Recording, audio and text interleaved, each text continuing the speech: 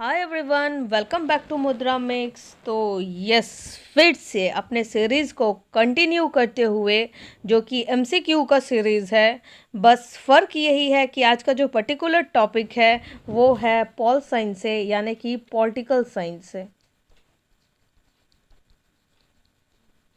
तो जैसा कि सबको मालूम है कि BBMKU which is stand for Vinod Bihari Mahato Koylanchal university के जो सेकंड सेम के एग्ज़ाम्स होने वाले हैं उससे रिलेटेड हम लोग MCQ प्रैक्टिस कर रहे हैं। आज का जैसे मैंने बोला पॉलिटिकल साइंस का सीरीज़ है, तो उनका एक कोर थर्ड की बात करूं तो कोर थर्ड में उनका गांधीयन एरा बोल के ऑफ इंडियन नेशनल मूवमेंट एक चैप्टर है, जिससे रिलेटेड आज हम लोग MCQ डिस्कस करेंगे। आज कंसेप्चुअल नहीं है और एक्सप्लेनेशन भी नहीं है, सिर्फ MCQ डिस्कस करेंगे। लेकिन आने वाले जो सीरीज़ हैं उसमें MCQ के साथ अगेन उसके एक्सप्लेनेशंस भी होंगे और कुछ कंसेप्ट्स भी होंगे, तो थोड़ा सा देखेंगे। और एक बात बता दूं, जो कोर थर्ड है यानी कि सेकंड सेम है, और इस पे कोर थर्ड पे 6 क्रेडिट, मतलब 6 क्रेडिट अलॉटेड है। ठीक, गांधीयन एरा में जो टॉपिक है, टॉपिक से रिलेटेड जो क्वेश्चंस डिस्कस करेंगे वो है non cooperation movement, civil disobedience movement and quit India movement. तो कुछ कुछ क्वेश्चंस चलिए देख लेते हैं, और आज का जो हम लोग का सीरीज़ है उसको स्टार्ट करते हैं अपने पहले क्वेश्चन के साथ। तो जो सेक्शन 1 है उसमें जो पहला क्वेश्चन है वो है the Swarajya party was formed following the failure of. Option है Champaran Satyagraha, non cooperation movement, civil disobedience movement और क्विट इंडिया मूवमेंट। तो जो इसका जो करेक्ट आंसर है कि जो स्वराज पार्टी है वो फॉर्म्ड हुआ था किसके फेलियर से, वो फॉर्म्ड हुआ था नॉन कोऑपरेशन मूवमेंट के फेलियर होने से। ठीक, तो चलिए सेकंड क्वेश्चन पे जंप करते हैं और सेकंड क्वेश्चन ले लेते हैं आज का। तो जो सेकंड क्वेश्चन है वो है Gandhi ji was the staunch supporter of, कि गांधी जी किसके बिल्कुल स्टंट सपोर्टर थे। तो ऑप्शंस है बिग इंडस्ट्री के, या स्मॉल इंडस्ट्री के, या कॉटेज इंडस्ट्री के, या फिर इनमें से कोई भी नहीं।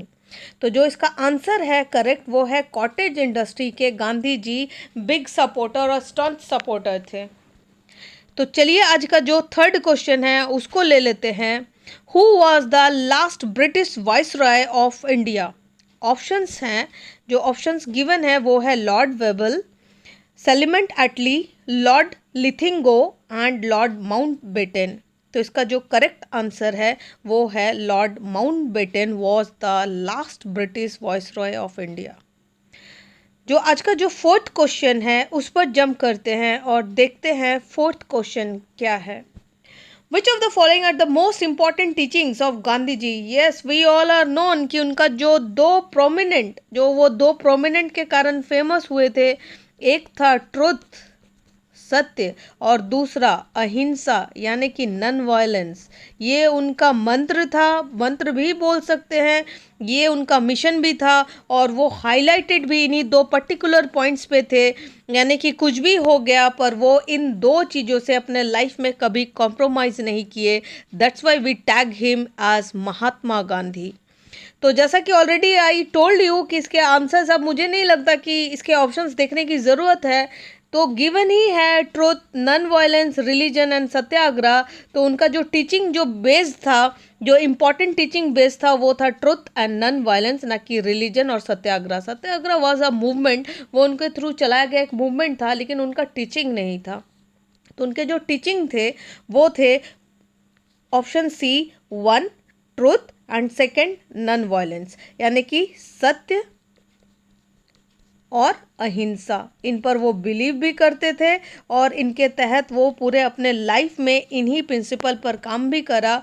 और जैसा कि मैंने बोला कि उनको महात्मा का टैग भी इन्हीं कारण से मिला। तो चलिए जो आज का जो नेक्स्ट क्वेश्चन है वो देख लेते हैं। हाँ, यहाँ पर मैं बता दूँ कि वीडियो थोड़ी सी लंबी हो सकती है, क्योंकि आज का जो MCQ का सीरीज़ है वो 20 क्वेश्चंस के हैं। तो बने रहिए वीडियो के साथ, क्योंकि मुझे ऐसा लगता है कि वीडियो के कंटेंट और क्वालिटी के साथ कोई कॉम्प्रोमाइज़ नहीं होनी चाहिए।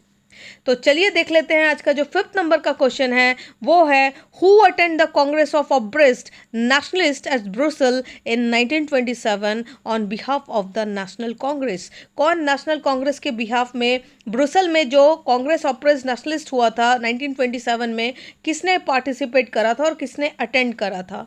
जो ऑप्शंस गिवन है वो है मोतीलाल नेहरू, जवाहरलाल नेहरू, डॉक्टर अंसारी और महात्मा गांधी। तो इसका जो आंसर है वो है जवाहरलाल नेहरू, जो कि हमारे इंडिपेंडेंट इंडिया के सबसे पहले प्राइम मिनिस्टर भी बने। तो जो जवाहरलाल नेहरू थे उन्होंने अटेंड करा था कांग्रेस ऑफ ऑप्रेस्ड नेशनलिस्ट, जो कि ब्रुसल में हुआ था। ईयर था 1927। किसके बिहाफ में? नेशनल कांग्रेस के बिहाफ में जवाहरलाल नेहरू ने इनको अटेंड करा था। तो चलिए आज का जो 6th क्वेश्चन है वो देख लेते हैं। सर्वोदया स्टैंड्स फॉर, जो सर्वोदया वर्ड है वो किस पर स्टैंड है, यानी कि उसका जो शाब्दिक अर्थ है वो क्या है? तो भाई नन वायलेंस। नन वायलेंस मतलब हम लोगों ने अभी देखा अहिंसा। तो भाई अहिंसा तो सर्वोदय नहीं हो सकता। नॉन कॉपरेशंस मतलब हम किसी की आज्ञा नहीं पालन कर रहे हैं, हम लोग नॉन कॉपरेशन कर रहे हैं, उनको कॉपरेट नहीं कर रहे हैं। टोटल अपलिफ्टमेंट और अपलिफ्टमेंट ऑफ ऑल। तो इनमें से जो ऑप्शंस हैं वो दो बिल्कुल क्लोज टू हैं, टोटल अपलिफ्टमेंट और अपलिफ्टमेंट ऑफ ऑल। तो इसका जो आंसर हो जाएगा वो अपलिफ्टमेंट ऑफ ऑल हो जाएगा। सर्वोदया stands for upliftment of all. ठीक, तो चलिए 7 क्वेश्चन पे चलते हैं। तो जो आज का जो नेक्स्ट क्वेश्चन है, यानी कि question number 7, the round table conference at London met for the decision of. और ये इस क्वेश्चन को अगर मुझे स्टार मार्क करना पड़े तो आई मार्क 3 स्टार, क्योंकि ऐसे क्वेश्चंस आते ही आते हैं। Most repeated questions the round table से बहुत सारे क्वेश्चंस हुए आते हैं। कहाँ हुआ था, किसके थ्रू हुआ था, क्या डिसीजन लिया गया था, ईच एंड एवरीथिंग, इस ऐसे क्वेश्चंस आते ही आते हैं। जैसे कि मैंने बोला कि मोस्ट रिपीटेड क्वेश्चंस हैं एग्जाम में। तो जो 7th क्वेश्चन है आज का कि the round table conference at London, जो कि लंदन में हुआ था, made for the decision of, कौन से decision? Congress claim to be the sole representative of Indians. Second, provision of provincial autonomy, future constitutions of India, और Gandhi demands for calling of the civil disobedience movement. तो जो इसका जो correct answer है वो है फ्यूचर कॉन्स्टिट्यूशंस ऑफ इंडिया। इसके तहत डिसीजन लिया गया था, जो राउंड टेबल कॉन्फ्रेंस हुआ था लंदन में, तो जो मीटिंग हुई थी उसमें डिसीजन क्या लिया गया था कि भाई फ्यूचर कॉन्स्टिट्यूशन ऑफ इंडिया करना है, मतलब बनाना है हम लोगों को भी। जैसे बाकी के देशों के लिए देशों के कॉन्स्टिट्यूशंस थे, वैसे इंडिया के कॉन्स्टिट्यूशंस भी हम लोगों को बनाना था, फ्यूचर कॉन्स्टिट्यूशंस ऑफ इंडिया। तो जो नेक्स्ट क्वेश्चन है वो देखेंगे, इसका जो ऑप्शन होगा वो सी करेक्ट होगा, फ्यूचर कॉन्स्टिट्यूशन ऑफ इंडिया। ठीक, question number 8, India wins freedom is the autobiography of. कि जो इंडिया विंस फ्रीडम जो किताब है वो किसकी आत्मकथा बुक है? सैयद अहमद खान की बुक है, मोहम्मद अली की बुक है, जाकिर हुसैन की बुक है, या अबुल कलाम आज़ाद सर की बुक है? तो इनमें से जो 4 ऑप्शंस गिवन है कि इंडिया विंस फ्रीडम किसकी आत्मकथा है, तो वो है अबुल कलाम आज़ाद, जो कि ऑप्शन नंबर डी है। Question number 9, according to Gandhi khadi was the symbol of. भाई गांधी जी के अनुसार जो खादी था वो किसका सिंबल था, किसका साइन था? क्या वो इकोनॉमिक ग्रोथ को दर्शा रहा था, क्या वो इकोनॉमिक इंडिपेंडेंस को दर्शाए, या फिर वो इंडस्ट्रियलाइजेशंस को दर्शाए, या फिर मॉरल प्योरिटी को दर्शाए? तो इसका जो ऑप्शंस हैं, करेक्ट ऑप्शन होगा वो है इकोनॉमिक इंडिपेंडेंस, कि हम लोग को इकोनॉमिक इंडिपेंडेंस चाहिए था, तभी तो हम लोग खादी करेंगे, तभी तो हम लोग जो नॉन कॉपरेशंस मूवमेंट है कि भाई हम लोगों को नहीं मानना, हम लोग नॉन कॉपरेट करेंगे, हम लोग आपसे कॉपरेट नहीं करेंगे, हम लोग खादी पहनेंगे, क्योंकि हम लोग इकोनॉमिक इंडिपेंडेंस चाहते हैं। That's why Gandhi ji, according to Gandhi ji, khadi was the symbol of economic independence. और इसका जो आंसर होगा वो ऑप्शन नंबर बी, जो कि इकोनॉमिक इंडिपेंडेंस है, वो हो जाएगा। तो चले आज देखते हैं नेक्स्ट क्वेश्चन, जो 10 क्वेश्चन है आज का हम लोगों के सीरीज का। कि Motilal Nehru and Chittaranjan Das were the founder members of, ये किसके फाउंडर मेंबर्स थे? मोतीलाल नेहरू जी जो कि जवाहरलाल नेहरू के पापा थे, and Chittaranjan Das. Socialist Swaraj party, forward block, Swaraj party और कम्युनिस्ट पार्टी ऑफ इंडिया। तो जो इसका जो करेक्ट आंसर है वो ऑप्शन नंबर सी हो जाएगा, स्वराज पार्टी हो जाएगा इसका आंसर, कि Motilal Nehru and Chittaranjan Das were the founders of the Swarajya party.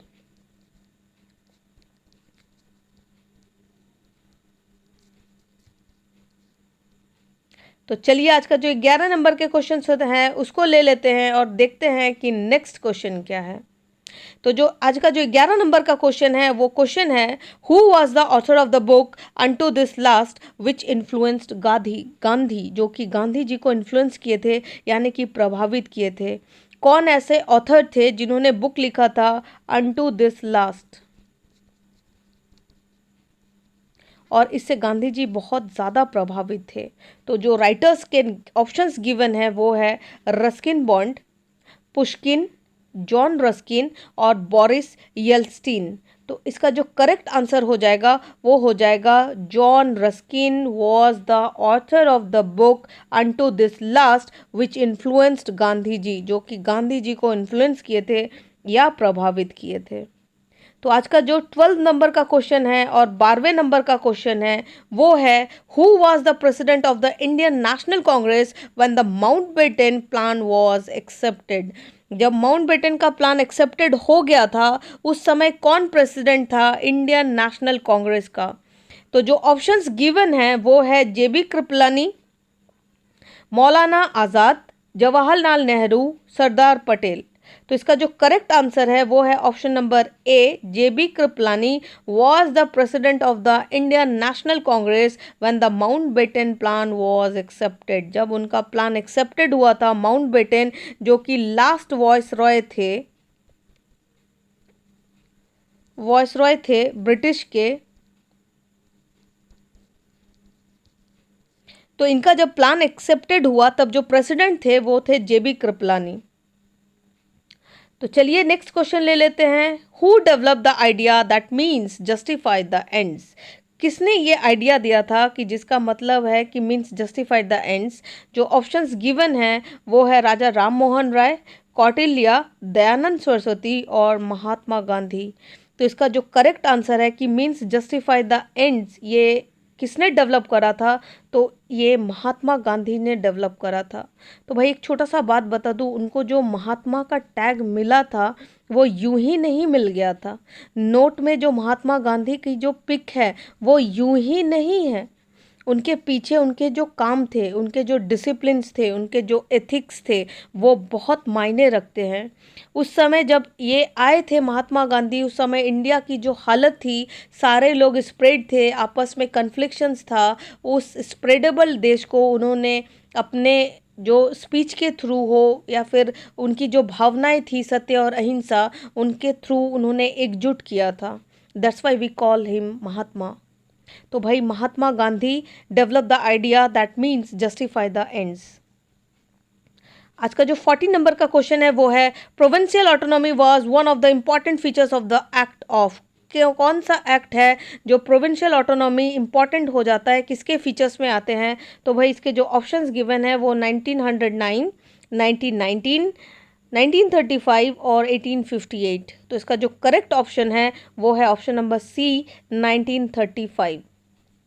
1935 का जो एक्ट है, provincial autonomy was one of the important features of the act of 1935। Provincial autonomy 1935 act का बहुत इम्पॉर्टेंट फीचर है, प्रोविंशियल ऑटोनॉमी।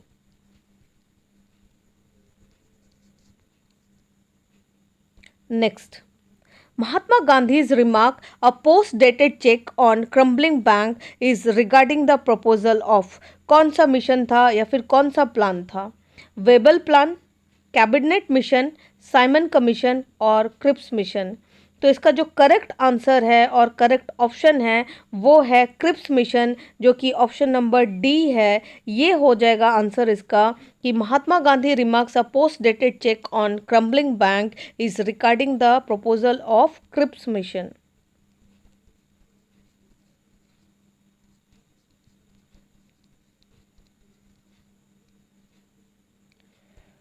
तो जो आज का जो नेक्स्ट क्वेश्चन है 16 क्वेश्चन, चलिए उसको देख लेते हैं और थोड़ा सा डिस्कस करेंगे उसको।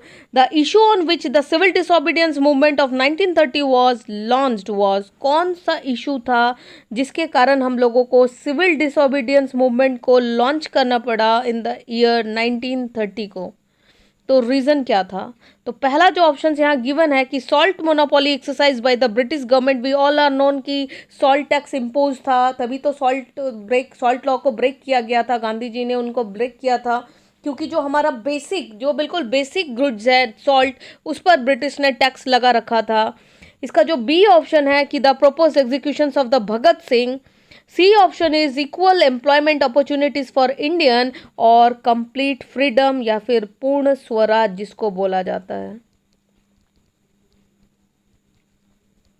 पूर्ण स्वराज, कंप्लीट फ्रीडम। तो इसका जो करेक्ट आंसर है कि जो सिविल डिसोबीडियंस मूवमेंट को लॉन्च किया गया था वो क्या इशू के कारण लॉन्च किया गया था, वो पूर्ण स्वराज या फिर कंप्लीट फ्रीडम, जो कि ऑप्शन नंबर डी है, वो करेक्ट हो जाएगा। चलिए जो आज का जो 17 नंबर क्वेश्चन है उसको देखते हैं और उसके बारे में जानते हैं कि क्या है। देखिए यहाँ पर ध्यान देने वाली बात है, जो भी स्टूडेंट्स एमसीक्यू सॉल्व करें वो प्लीज़ ध्यान रखें कि जो क्वेश्चन का नेचर है वो कैसा है, क्या वो नेगेटिव है इस क्वेश्चन की तरह या पॉजिटिव नेचर है क्वेश्चन का। जैसा कि 17 क्वेश्चन को देखें आप तो नकारात्मक इसका नेचर है, यानी कि नेगेटिव। क्वेश्चन पूछा है which one of the following writings is not related to Mahatma Gandhi, Mahatma Gandhi से कौन सा राइटिंग रिलेटेड नहीं है। तो जो ऑप्शन गिवन है वो है द होली फैमिली, हरिजन, हिंद स्वराज और माई एक्सपेरिमेंट्स विथ ट्रुथ। तो इसका जो करेक्ट आंसर है या फिर ऑप्शन है वो है द होली फैमिली, जो कि नहीं है उनके राइटिंग से रिलेटेड महात्मा गांधी से। ये जो राइटिंग है वो महात्मा गांधी से रिलेटेड नहीं है। हाँ, रेस्ट ऑफ द थिंग जैसे कि Harijan, Hind Swaraj and my experiments with truth, ये महात्मा गांधी जी से ही रिलेटेड हैं ये तीनों राइटिंग्स। मैं अगेन रिपीट कर सकती हूँ, मे भी इस क्वेश्चन को इंटरचेंज करके पूछ ले और इसको पॉजिटिव बना दे कि which of the following writings is related to Mahatma Gandhi, तो भाई आप डायरेक्ट द होली फैमिली को एलिमिनेट करना और जो कीज गिवन होगी BCD यानी कि Harijan, Hind Swaraj and my experiments with truth, आंख मूंद कर वहाँ पर टिक कर देना, सही हो जाएगा। तो चलिए आज का जो 18 नंबर का क्वेश्चन है वो देख लेते हैं। आचार्य Vinoba Bhave started the individual Satyagraha in 1940 from, कब से आचार्य विनोबा भावे जो थे वो इंडिविजुअली स्टार्ट किया था सत्याग्रह 1940 में, कहाँ से? गंटूर इन आंध्र प्रदेश, जो कि आंध्र प्रदेश में है, नादियाड जो कि गुजरात में है, पुन्नर इन महाराष्ट्र और अदियार इन तमिलनाडु। तो जो आचार्य विनोबा भावे जी थे उन्होंने इंडिविजुअल जो सत्याग्रह स्टार्ट करा था वो स्टार्ट करा था उन्होंने ऑप्शन नंबर सी, जो कि पौनर इन महाराष्ट्र, वहाँ से उन्होंने स्टार्ट करा था इंडिविजुअल सत्याग्रह।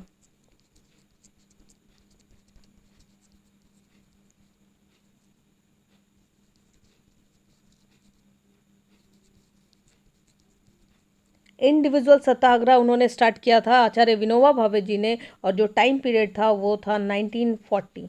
ठीक, तो चलिए जो देख लेते हैं आज का सेकंड लास्ट क्वेश्चन, जो कि क्वेश्चन नंबर 19 है कि who led the salt satyagraha movement with Mahatma Gandhi, Mahatma Gandhi ji के साथ कौन लेड कर रहा था सॉल्ट सत्याग्रह मूवमेंट को। तो जो ऑप्शंस गिवन है वो है मृदुला साराभाई, एनी बेसेंट, मुत्तु लक्ष्मी और सरोजनी नायडू। भाई इसका ऑप्शन तो पढ़ने का ज़रूरत ही नहीं है। जो सॉल्ट सत्याग्रह मूवमेंट था उन गांधी जी के साथ जो लीड कर रही थी वो थी सरोजनी नायडू। तो भाई जो ऑप्शन नंबर डी है वो यहाँ पर करेक्ट हो जाएगा, जो कि सरोजनी नायडू हैं ये। तो आज का जो लास्ट इस सीरीज़ का क्वेश्चन है, यानी कि 20 नंबर का जो क्वेश्चन है, जो कि गांधीयन एरा से है, जो सेक्शन 1 हम लोग अभी डिस्कस कर रहे हैं, उसका जो 20 नंबर का क्वेश्चन है वो पूछ रहा है कि in which of the following movements did Mahatma Gandhi make the first use of hunger strike as a weapon, कि ऐसा कौन सा मूवमेंट था जब महात्मा गांधी ने भूख हड़ताल को अपने हथियार के रूप में यूज़ किया था। तो जो ऑप्शंस गिवन है वो है बारडोली सत्याग्रह जो कि 1928 में हुआ था, रोलेक्ट एक्ट जो कि 1919 में हुआ था, अहमदाबाद स्ट्राइक जो कि 1918 में हुआ था, और नॉन कोऑपरेशन मूवमेंट जो 1920 से लेकर 22 तक चला था। तो इसका जो करेक्ट ऑप्शन है वो है अहमदाबाद स्ट्राइक जो कि 1919 में हुआ था। इस समय उन्होंने भूख हड़ताल को हथियार के रूप में यूज़ किया था एक मूवमेंट के तहत। I am again repeat that this question कि in which of the following movements did Mahatma Gandhi make the first use of hunger strike as weapon. भूख हड़ताल को गांधी जी ने कौन से मूवमेंट के खिलाफ यूज़ करा था एक हथियार के रूप में। तो इसका जो सही आंसर है वो है अहमदाबाद हड़ताल जो कि 1918 ईयर में हुआ था। तो ये थे कुछ आज के क्वेश्चंस जो कि पॉलिटिकल साइंस से थे, सेकंड सेमेस्टर्स के थे, उनके कोर थर्ड में से थे, जिनको 6 क्रेडिट अपलोडेड है कोर थर्ड को, जो कि जो यूनिवर्सिटी है वो है विनोद बिहारी महतो कोयलांचल यूनिवर्सिटी है। तो उनके जो बच्चे हैं जो सेकंड सेम के उनके जो एग्ज़ाम्स हैं उनके लिए काफ़ी हेल्पफुल हो सकती है ये वीडियो, और मैं होप भी यही करूँगी कि उनके लिए ये वीडियो जो है वो होपफुल हो और ये जो क्वेश्चंस हैं वो उनके एग्ज़ाम्स में आए और वो इनको अच्छे से करे और मार्क्स लेकर अच्छे मार्क्स से पास भी हो। Hopefully you like the session. Thank you.